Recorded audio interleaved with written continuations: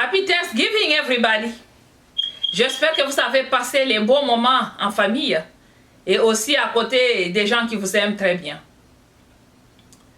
Aujourd'hui, nous partageons la réponse du mari d'Anita et nous allons aussi donner nos réactions à cela. Donc, suivez vraiment attentivement pour ne pas rater parce que c'est un sujet vraiment important pour les mariés et chaque personne qui compte se mettre en couple un jour. Suivez vraiment ce sujet minutieusement. Nous avons contacté le monsieur et le monsieur nous a aussi montré son inquiétude. Le monsieur, avant de répondre à notre question posée, le monsieur m'a demandé de l'écouter d'abord avant qu'il puisse s'exprimer. Et j'ai dit, pas de souci, je vous écoute. Le monsieur m'a dit que, est-ce que tu connais pourquoi Prince Charles, qui est maintenant King à UK, vous le connaissez, a préféré Camilla à la place de Diana? Et je ne pouvais pas répondre à sa question. Je lui ai dit oui, j'écoute ta question, mais c'est toi-même qui dois répondre. Et le monsieur a dit que Prince Charles n'avait pas besoin de la beauté d'une personne, mais Prince Charles avait besoin de quelqu'un qui devrait participer dans son rôle. Et j'ai dit ok, merci. Et le monsieur continue. Écoutez attentivement. Et le monsieur dit, je suis marié à Anita, ça fait quelques années. Mais je suis en train de comprendre que ma femme est la même personne, telle que je l'avais connue. Et quand je dis la même personne, cela signifie qu'elle est toujours fille, dans le raisonnement. Il dit que ma femme ne connaît même pas combien nous payons pour le courant, combien nous payons pour le gaz, combien nous payons pour de l'eau, combien nous payons le loyer. Donc ma femme ne connaît pas. Et chaque fois que j'essaye de parler à mon épouse pour lui dire que regarde, il y a des petites choses que tu dois connaître, le monsieur dit que ma femme se fâche farouchement. Et elle n'a même pas le temps de vous écouter. Ma femme me dit que je fais ma part et toi aussi tu fais ta part. Pour mon épouse faire sa part, c'est-à-dire prendre soin des enfants, nettoyer la maison, préparer. Et ça se limite là-bas. Elle n'a même pas besoin d'avoir l'information sur d'autres choses. Et quand j'ai dit à madame que non, tu vois, il y a les mails qui viennent, il faut des fois ouvrir pour lire. Comme ça, quand je viens à la maison, tu peux juste me partager, voilà, j'ai reçu des mails et j'ai lu, il y a ça, mais ma femme ne sait pas le faire. Et chaque fois quand j'essaie de la faire comprendre, ma femme se fâche. La femme donne la réponse pour dire que tu ne veux pas que je touche ton téléphone. Et je comprends, c'est ton téléphone à toi. Et même les mails qui viennent, ils viennent en ton nom. C'est-à-dire tout ce qui prend ton nom, moi je ne fais pas partie de cela. C'est pour cette raison que moi et ma femme, il y a un petit souci, ça fait quelques mois que j'ai dit à ma femme de changer sa façon de se comporter. Je lui ai aussi demandé d'arrêter d'être soumise à moi et d'arrêter aussi d'être féminine pour moi. Si elle veut être féminine, qu'elle soit féminine à elle-même, qu'elle soit soumise à elle-même.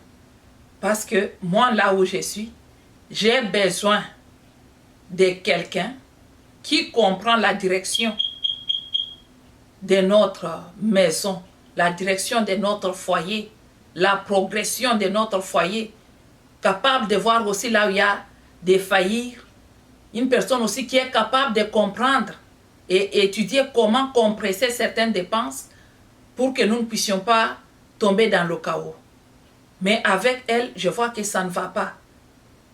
C'est ainsi que j'ai compris que non, peut-être c'est trop de compliments que je donne à mon épouse et elle a pensé que ça se limite par là. C'est pourquoi j'ai stoppé. Je ne peux plus complimenter ma femme comme d'habitude, jusqu'à tel point qu'elle va comprendre que je suis une épouse et je dois participer, même dans le raisonnement dans le foyer. Je ne l'ai pas seulement épousée pour qu'elle lave la maison et puis qu'elle fasse la cuisine, non plus. Mais j'ai épousé une personne semblable à moi. J'ai épousé une personne pour qu'on puisse échanger. J'ai épousé une personne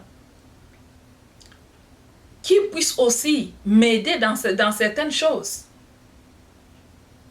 Je la félicite pour la cuisine, je la félicite pour mes enfants, pour la maison. C'est un grand travail, je le sais. Mais ça ne doit pas se limiter seulement par là. S'il arrivait que je meurs aujourd'hui, qu'est-ce qu'elle va devenir? Et aussi quelque chose qui a tiqué le monsieur. Écoutez-moi s'il vous plaît minutieusement. Le monsieur dit que nous sommes des chrétiens. Et j'ai changé ma façon de prier. Ça, c'est le monsieur qui dit. Le monsieur dit que chaque fois quand nous prions, je prie à haute voix, je dis, Seigneur, que tous mes enfants me ressemblent le caractère. Je ne veux pas que mes enfants puissent prendre le caractère de ma femme. Et à ma grande surprise, je commence aussi à écouter ma femme qui prie de la même façon que Seigneur, que les enfants prennent le caractère de mon mari. Et j'ai demandé à ma femme, j'ai dit, oh, j'ai compris ta façon de prier, tu veux que les enfants puissent prendre mon caractère. Pourquoi tu pries comme ça? Pourquoi tu ne fais pas que les enfants puissent prendre ton caractère? Ma femme qui dit que c'est juste pour te soutenir. Comme tu as trop de soucis d'avoir les enfants qui te ressemblent, c'est pour cette raison. C'est pour cette raison que j'ai pris comme ça, pour te mettre à l'aise. Et là, je suis complètement confuse. Je commence à me poser la question, est-ce que j'avais fait un bon choix? Pourquoi je suivais cette femme? Pourquoi je l'ai épousée? Est-ce que réellement j'avais besoin d'une femme qui était féminine? Est-ce que réellement j'avais besoin d'une femme soumise à moi? Et c'est là où nous sommes, madame. C'est là où vraiment nous sommes. Et chaque fois que j'essaie de parler avec sa famille, ça finit par des problèmes inutiles. Comme ma femme ne peut pas écouter ma famille et dit que non, si ta mère parle, elle va parler seulement en ta faveur. Mais je procède par sa propre famille. Dernièrement, j'ai essayé de parler à sa propre grande sœur qui est aussi mariée. Mais les réactions de sa grande sœur, c'était trop bizarre. La grande sœur a même appelé sa petite sœur pour lui dire que non, il faut commencer à voler un peu l'argent, mettre de côté. De façon que quand le monsieur décide de te divorcer, que tu puisses commencer quelque chose à toi seul. Donc j'ai compris qu'il y a des problèmes très sérieux dans mon foyer. Parce que quand je compare mon ami avec qui nous travaillons, en cas de difficulté, c'est son épouse qui nous aide avec les idées. C'est son épouse qui nous dépanne souvent dans le raisonnement. Et chaque fois, mon ami me dit toujours que non, demandons à mon épouse. Mon épouse et moi, nous discutons souvent ensemble. Mais moi, j'ai une femme avec qui je ne peux pas discuter ensemble. Voilà, j'espère que vous avez bien compris. S'il vous plaît, ne coupez pas. Continuez à regarder.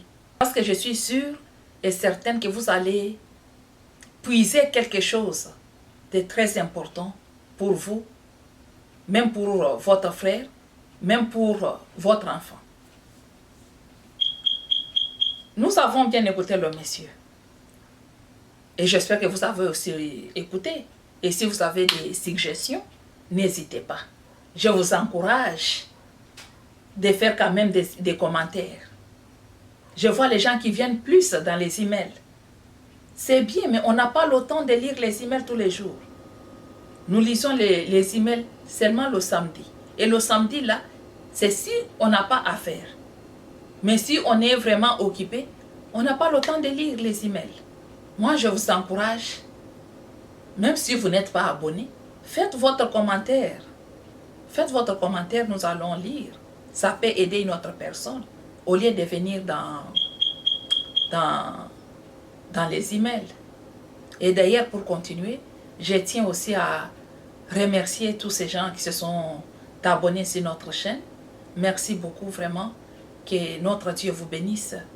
Et si vous n'êtes pas encore abonné, s'il vous plaît, n'hésitez pas de vous abonner.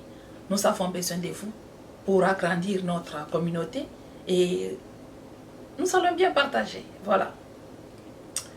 Pour continuer, mes chers amis, ici, nous voyons très bien qu'il y a un problème de décalage sur le plan raisonnement dans le foyer. Et le problème s'est planté, si je peux bien voir, du côté de la femme, parce que son mari n'accepte pas que la femme touche son téléphone.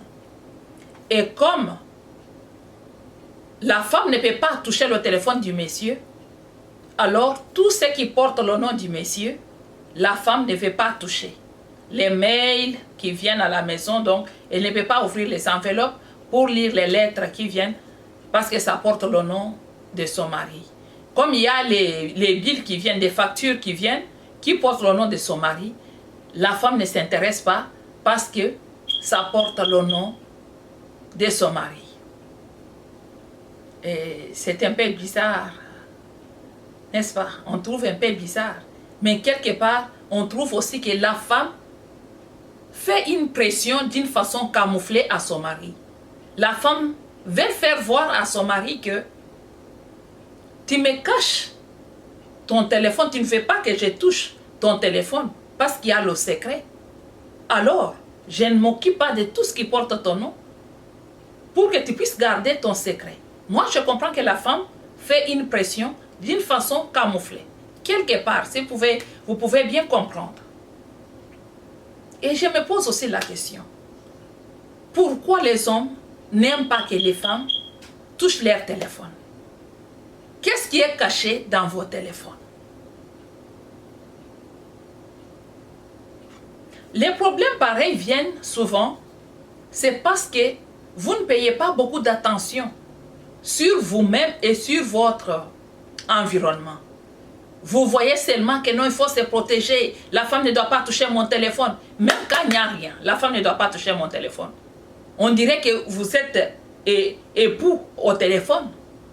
On dirait qu'il y a quelque chose que tu caches à ta femme. Oui, c'est comme ça que ça apparaît. Pourquoi vous ne voulez pas que la femme touche le téléphone? Ça, c'est entre parenthèses. Et s'il faut encore évoluer, vous allez maintenant comprendre que le monsieur qui s'est plaint, qui pense que non, c'est parce qu'il a donné trop de compliments à sa femme, qui commence aussi à prier que non, il ne veut pas que les enfants puissent ressembler ou puissent prendre le caractère de sa femme. Sous prétexte que, parce que sa femme ne participe pas dans ce qui se passe dans le foyer. Mais la femme dit que je fais ma part, toi tu fais ta part. Et la femme fait très bien sa part. Elle cuisine très bien, elle nettoie la maison, elle prend soin des enfants. Et elle se limite par là. Et le reste, c'est pour le monsieur. Et ce qui concerne le monsieur, la femme ne s'intéresse même pas un peu. Et pourtant, elle doit s'intéresser. Parce que pour préparer, il faut que le monsieur puisse donner de l'argent. Pour nettoyer la maison, il faut de l'argent pour acheter les produits nécessaires. Pour prendre soin des enfants, tu as également besoin de l'argent. Ce qui montre que le monsieur participe dans votre part, madame. C'est vraiment important que tu puisses participer, que tu puisses ne fût-ce que donner les idées à votre mari. Parce que quand tu vas te dire que non, c'est parce que je n'ai pas accès à son téléphone. Comme ça, tout ce qui prend le nom de mon mari, je ne fais pas faire partie. Alors, pourquoi tu prends soin des enfants? Les enfants là, ils prennent le nom de leur papa, n'est-ce pas? Même toi, tu as pris le nom de ton mari. Même la maison là où vous vivez, c'est aussi sous le nom de ton mari. Je pense qu'il faut bien calibrer pour bien avancer. Il faut éviter d'avoir les raisons dans le foyer. Mais il faut voir les problèmes qui se passent dans vos maisons en face pour pouvoir les affronter, pour pouvoir trouver la solution. Il n'y a personne qui est meilleur que l'autre. Chaque personne a des difficultés. Parce que moi, si je comprends aussi le monsieur est parce qu'il a vu que la femme de son ami avec qui il travaille participe Je ne sais pas s'il a posé aussi des questions en profondeur à son ami, de comprendre ce qui se passe dans leur foyer ou pas. Quand vous épousez la femme, il faut faire participer votre femme dans vos activités. C'est vraiment important. Il faut que la femme puisse aussi connaître ce que vous faites comme travail. Il faut que la femme puisse savoir les difficultés que vous traversez. C'est vraiment important. Quand vous mettez trop de limites dans votre foyer, ne touche pas à ceci. Je ne parle pas de ça. Ne touche pas à mon téléphone. Tout ça, ce sont des barrières que vous êtes en train de mettre dans votre foyer. Vous devez briser toutes les barrières dans votre foyer. Si vous voulez que votre foyer avance, si vous voulez obtenir ce que vous voulez, vous désirez, vous voulez une femme qui participe dans le raisonnement dans votre foyer, une femme qui participe, une femme capable de voir la direction de votre maison, de voir l'évolution, de voir là où il y a les difficultés, une femme capable d'étudier et voir comment compresser les dépenses à la maison. Moi, j'estime que vous devez briser d'abord les barrières. Évitez-moi les problèmes là des téléphones. Oh, pourquoi tu touches à mon téléphone? On touche à ton téléphone et puis ça fait quoi? Tu as des secrets cachés dans le téléphone? Qu'est-ce qui se passe? Qu'est-ce qui ne va pas? Qu'est-ce qui ne va pas?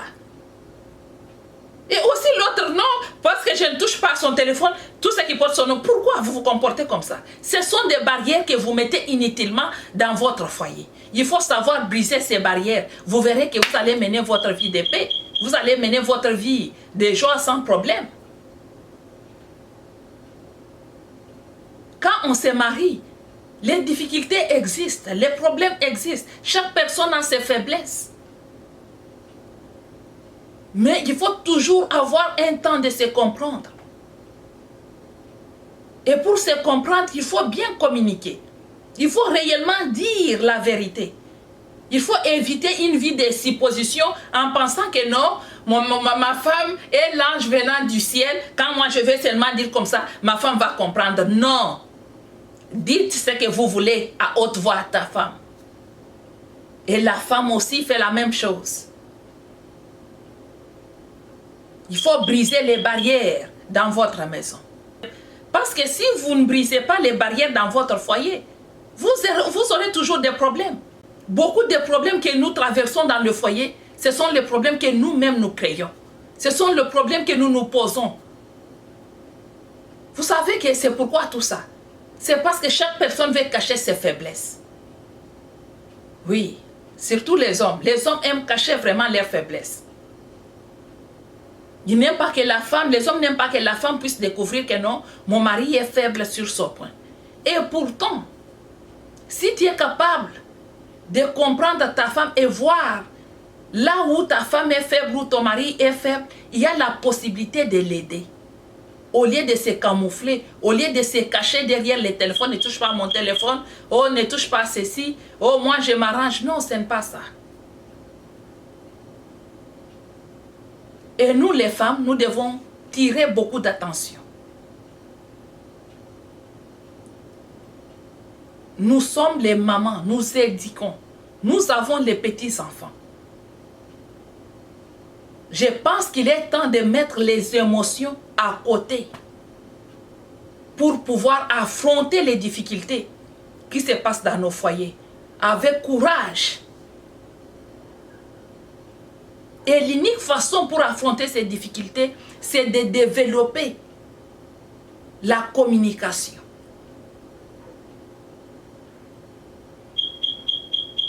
Et quand vous allez développer la communication, ça peut vous permettre aussi de comprendre là où il y a des failles entre vous deux, là où il y a des failles dans votre maison, ce qui bloque l'avancement dans votre foyer.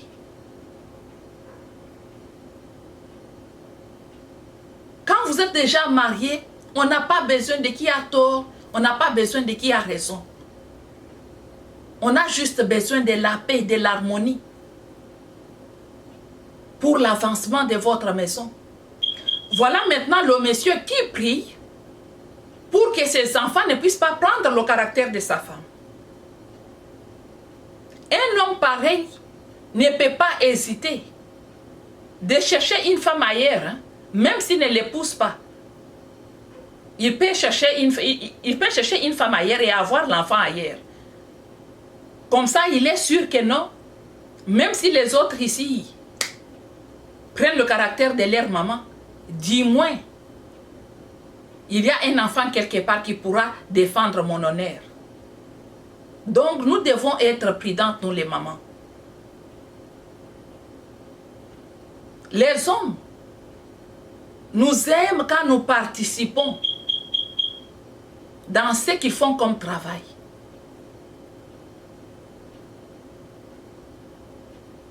Ce qui signifie quelque part que il faut être belle, oui, mais la beauté ne suffit pas pour l'homme. Il faut être sexy pour son mari, oui, mais ça ne suffit pas pour l'homme. Il faut être féminine pour son mari, oui, mais ça ne suffit toujours pas. Pour que ça puisse suffire, pour que ça puisse se compléter, il faut ajouter votre participation. C'est très important.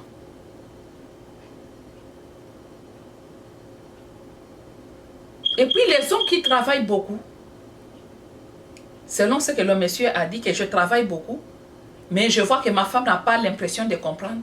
La femme veut qu'on puisse faire l'amour du 1er au 30, parce qu'elle est assise à la maison.